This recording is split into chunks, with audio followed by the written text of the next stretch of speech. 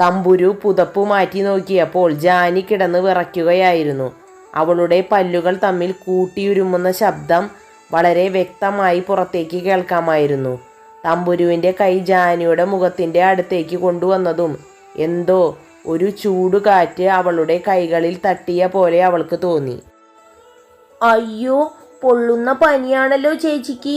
ചേച്ചി എണീക്ക് ചേച്ചി. അവൾ പിന്നെയും ജാനിയെ വിളിച്ചുകൊണ്ടിരുന്നു. തമ്പുരു വിളിക്കുമ്പോഴെല്ലാം ജാനി പതുക്കെ മൂളുന്നുണ്ടെങ്കിലും ബോധമില്ലാതെയാണ് അവൾ കിടക്കുന്നതെന്ന് തമ്പുരുവിന് മനസ്സിലായി. അവൾ വേഗം തന്നെ മയൂരിൻ്റെ ഫ്ലാറ്റ് ലക്ഷ്യമാക്കി ഓടി. എന്താ മോളെ ഓടിക്കിതച്ച് തളർന്നു വരുന്ന തമ്പുരുവിനെ നോക്കി മയൂർ ചോദിച്ചു. അച്ഛാ, ചേച്ചിക്ക് നല്ല പനിയാണ്. വിളിച്ചിട്ട് എണീക്കണില്ല. ചെറിയൊരു മൂളൽ മാത്രമേ ഉള്ളൂ.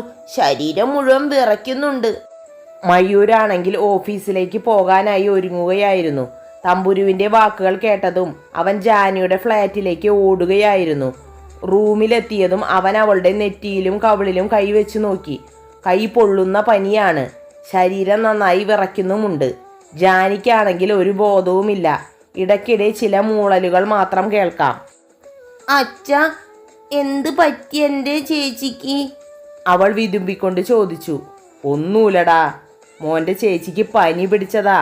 നമുക്ക് ചേച്ചിയെ ഹോസ്പിറ്റലിൽ എത്തിക്കാം. മോള് പോയി അച്ഛൻ്റെ കാറിൻ്റെ കീ എടുത്തിട്ട് വാ. പിന്നെ മോളെ, അച്ഛൻ്റെ ഫ്ലാറ്റ് ലോക്ക് ചെയ്യാൻ മറക്കല്ലേ. അപ്പോൾ തന്നെ അവൾ കാറിൻ്റെ കീ എടുക്കാനായി പോയി. തളർന്നു കിടക്കുന്ന ജാനിയെ എണീപ്പിക്കാൻ നോക്കിയതും അവൻ്റെ കൈകളിൽ മുഴുവൻ നനവ് പടർന്നു. ഇതെന്താണ് നനവ് എന്ന മട്ടിൽ അവൻ കൈകൾ മണപ്പിച്ചു നോക്കിയതും അവന് അപ്പോൾ തന്നെ ഓക്കാനം വന്നു. അയ്യേ, മൂത്രം! ഇവളെ ഞാൻ എങ്ങനെ എടുത്ത് ഹോസ്പിറ്റലിൽ കൊണ്ടുപോകും? മൂത്രത്തിൽ മുങ്ങിക്കിടക്കുകയാണ് പെണ്ണ്. ഏതായാലും മോള് വരട്ടെ എന്ന് ചിന്തിച്ച് അവൻ ആ കട്ടിലിൻ്റെ ഒരു ഭാഗത്തിരുന്നു. ഇരുന്നതും അവൻ ചാടി എഴുന്നേറ്റു. അവനിരുന്ന സ്ഥലത്തും നനവുണ്ടായിരുന്നു. എൻ്റെ ജാനി ടീച്ചറേ, ഈ കിടക്ക മുഴുവൻ താൻ മൂത്രം കൊണ്ട് മുക്കിയല്ലോടോ. അപ്പോൾ ഒരു തവണയല്ല ഒഴിച്ചിരിക്കുന്നത്, 2-3 തവണ മൂത്രം പോയിട്ടുണ്ട് എന്ന കാര്യം ഉറപ്പാണ്, അവൻ സ്വയം പറഞ്ഞു. അപ്പോഴേക്കും തമ്പുരു കാറിൻ്റെ കീ എടുത്തുകൊണ്ട് വന്നു. മോളെ, നിന്റെ ചേച്ചി മൂത്രത്തിൽ മുങ്ങിക്കിടക്കുകയാണ്. ഏതായാലും ഒരു ജോഡി ഡ്രസ്സ് കൂടി പാക്ക് ചെയ്തെടുക്ക്. ഹോസ്പിറ്റലിൽ ചെന്നതിന് ശേഷം മാറ്റാം. അല്ലാതെ ഈ തളർന്നു കിടക്കുന്നവളുടെ ഡ്രസ്സ് മാറ്റാനൊന്നും മോളെ കൊണ്ട് പറ്റില്ല.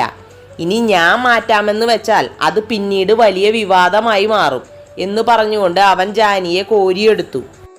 ജാനിയെ എടുത്തതും അവന് ഓക്കാനിക്കാൻ വന്നു തുടങ്ങി. എൻ്റെ ദൈവമേ, ഇവളെ ഹോസ്പിറ്റലിലേക്ക് എത്തിക്കുന്നതിന് മുമ്പ് ഞാൻ എൻ്റെ കുടലടക്കം കഴിച്ചതെല്ലാം ഛർദ്ദിക്കുമെന്നാ തോന്നുന്നത് എന്ന് ചിന്തിച്ചുകൊണ്ട് അവൻ അവളെയും എടുത്ത് കാർ പോർച്ചിലേക്ക് എത്തിച്ചു. അപ്പോഴേക്കും തമ്പുരുവും താഴേക്ക് വന്നിരുന്നു. അവൾ ഡോറ് തുറന്നു കൊടുത്തു. അവൻ വളരെ ബുദ്ധിമുട്ടി ജാനിയെ ബാക്ക് സീറ്റിൽ കിടത്തി. തമ്പുരു ഓടിച്ചെന്ന് കോ ഡ്രൈവിംഗ് സീറ്റിൽ കയറിയിരുന്നു. അവൻ പെട്ടെന്ന് തന്നെ അടുത്തുള്ള ഹോസ്പിറ്റലിൽ അവളെ എത്തിച്ചു. ഹോസ്പിറ്റലിൽ എത്തിയതും ജാനിയെ കാഷ്വാലിറ്റിയിൽ കയറ്റിക്കിടത്തി. കൊണ്ടുവന്ന ഡ്രസ്സ് അവിടെ ഏൽപ്പിച്ചു. എൻ്റെ മോള് എന്തിനാ പേടിക്കണേ? നിന്റെ ചേച്ചിക്ക് ഒന്നുമില്ലടാ. പനി കൂടിയതാണ്. അതുകൊണ്ടാണ് മൂത്രം പോയത് വരെ അറിയാഞ്ഞത്. ഏതായാലും ഹോസ്പിറ്റലിൽ എത്തിച്ചില്ലേ, ഞാൻ ഇന്ന് ലീവ് എടുക്കാം. മോളിന്ന് സ്കൂളിലേക്ക് പോയിക്കോ, മയൂർ അവളെ ചേർത്ത് പിടിച്ചുകൊണ്ട് പറഞ്ഞു. ഞാനിന്ന് പോണോ അച്ഛാ? പിന്നെ പോകാതെ. വെറുതെ ക്ലാസ് മിസ് ചെയ്യാൻ ഞാൻ സമ്മതിക്കില്ല. അച്ഛൻ കൊണ്ടാക്കി തരാം. ആദ്യം നമുക്ക് ഫ്ലാറ്റിൽ പോയി യൂണിഫോം ഒക്കെ ഇടണ്ടേ? അത് ശരിയാ. അച്ഛനും ഈ യൂണിഫോം ഒക്കെ മാറ്റിക്കോ. അച്ഛൻ്റെ അടുത്ത് നിൽക്കുമ്പോൾ മൂത്രം മണക്കുന്നു, അവൾ മൂക്കു പൊത്തിക്കൊണ്ട് പറഞ്ഞു. നീ അധികം മൂക്കു പൊത്തണ്ട, നിന്റെ അമ്മയുടെ മൂത്രം തന്നെയാണ്, അവ അല്പം ദേഷ്യത്തോടെ പറഞ്ഞു. ആരുടെ ആയാലും മൂത്രത്തിന് സുഗന്ധത്തിന്റെ മണമൊന്നുമില്ലല്ലോ.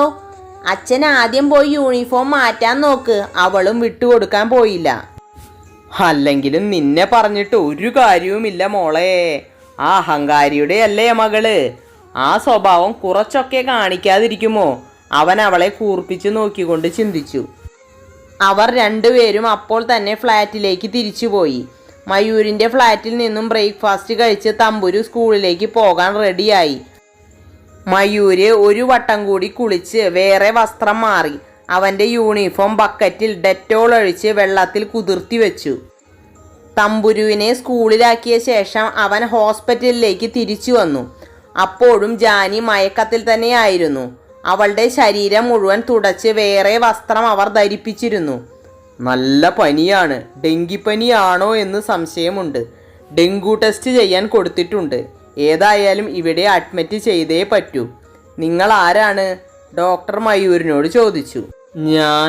ഞാൻ ജാനകിയുടെ ഹസ്ബൻഡാണ്, അവൻ അല്പം പരിഭ്രമത്തോടെ പറഞ്ഞു. ഇവിടുത്തെ DGP അല്ലേ? എനിക്ക് കണ്ടപ്പോഴേ തോന്നി. ഓക്കെ സാർ, ഇപ്പോൾ തന്നെ ജാനകിയെ റൂമിലേക്ക് മാറ്റാം. പിന്നെ ഹോസ്പിറ്റലിൽ അധികം ആളുകൾ അലൗഡ് അല്ല.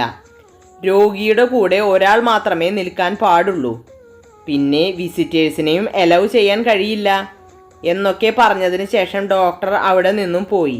അവൻ അപ്പോൾ തന്നെ ഓഫീസിലേക്ക് ലീവ് ലെറ്റർ മെയിൽ ചെയ്തു. മണിക്കൂറുകൾ പിന്നെയും കടന്നുപോയിക്കൊണ്ടിരുന്നു. അവൻ ജാനിയുടെ മുഖത്തേക്ക് തന്നെ നോക്കിക്കൊണ്ടിരുന്നു. ഇപ്പോൾ എന്തൊരു പാവായിട്ടാ ഉറങ്ങുന്നേ. ഉറക്കമുണരുമ്പോൾ കാണാം പാമ്പ് ചീറ്റുന്നത് പോലെ ചീറുന്നത്. അവനൊരു ചെറുപുഞ്ചിരിയോടെ അതെല്ലാം ഓർത്തു. പതിയെ അവനും ഉറക്കത്തെ പുൽകി. കുറേ സമയത്തിന് ശേഷം അവൾ പതുക്കെ ഉറക്കത്തിൽ നിന്നും ഉണർന്നു. ആദ്യം കണ്ണിലൊരു മങ്ങൽ തോന്നിയെങ്കിലും ഉണർന്ന ജാനി മുറിയുടെ ചുറ്റുമൊന്നു കണ്ണോടിച്ചു നോക്കി. അവളുടെ കട്ടിലിൻ്റെ അറ്റത്ത് തല ചാച്ചുകൊണ്ട് ഉറങ്ങുന്ന മയൂരിനെയാണ് അവൾ ആദ്യം കണ്ടത്. ഇത് ഏത് സ്ഥല ഈശ്വര, ഇയാൾ എന്നെ തട്ടിക്കൊണ്ടുവന്നത്? അപ്പോഴാണ് ജാനി അവൾ ഇട്ട ഡ്രസ്സ് ശ്രദ്ധിച്ചത്. ഈ ഡ്രസ്സ് ഇട്ടിട്ടല്ലല്ലോ ഞാൻ ഇന്നലെ കിടന്നുറങ്ങിയത്. ഇയാളാണോ എൻ്റെ ഡ്രസ്സ് മാറ്റിയത് എന്നൊക്കെ ചിന്തിച്ച് അവൾ ഉറക്കെ അലറി വിളിക്കാൻ ശ്രമിച്ചു. ഒട്ടും വയ്യാതെ കിടക്കുന്നതുകൊണ്ട് ഒരു മൂളൽ മാത്രമേ പുറത്തു വന്നുള്ളൂ. അവനെ എണീപ്പിക്കാനായി അവൾ കൈ പതുക്കെ ഉയർത്തിയപ്പോഴാണ് ജാനിക്ക് കൈ വേദന തോന്നിയത്. നോക്കിയപ്പോൾ കയ്യിൽ ക്യാനൽ ഇട്ടിരിക്കുന്നതായി അവൾ കണ്ടു. അപ്പോഴാണ് താൻ ആശുപത്രിയിലാണെന്നുള്ള ബോധം അവൾക്കുണ്ടായത്. മൂളുന്ന ശബ്ദം കേട്ട് അവനും ഉണർന്നു.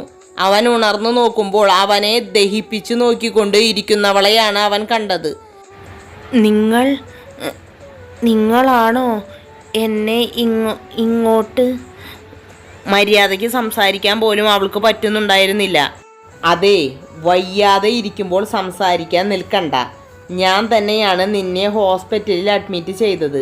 പനിച്ചു തുള്ളിക്കിടക്കുകയായിരുന്നു നീ ഫ്ലാറ്റിൽ. തൽക്കാലം ഇത്രയും അറിഞ്ഞാൽ മതി. ബാക്കി നാവ് പൊന്തിയതിന് ശേഷം അന്വേഷിക്കാം എന്ന് പറഞ്ഞുകൊണ്ട് അവൻ അവളുടെ അടുത്തേക്ക് കുറച്ചുകൂടി നീങ്ങിയിരുന്നു.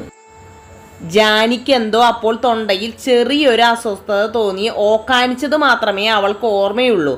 പിന്നെ നോക്കുമ്പോൾ അവളുടെ ഛർദ്ദൽ മുഴുവൻ ഒരംശം പോലും താഴെ പോവാതെ എല്ലാം അവൻ്റെ മുഖത്തും ഷർട്ടിലുമായി പറ്റിയിരിക്കുന്നു.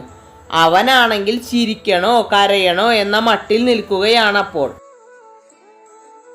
ഒരു കൂട്ടുകാരെ, മിക്കവാറും രണ്ടുപേരും കൂടി വഴക്കിടാനാണ് സാധ്യത.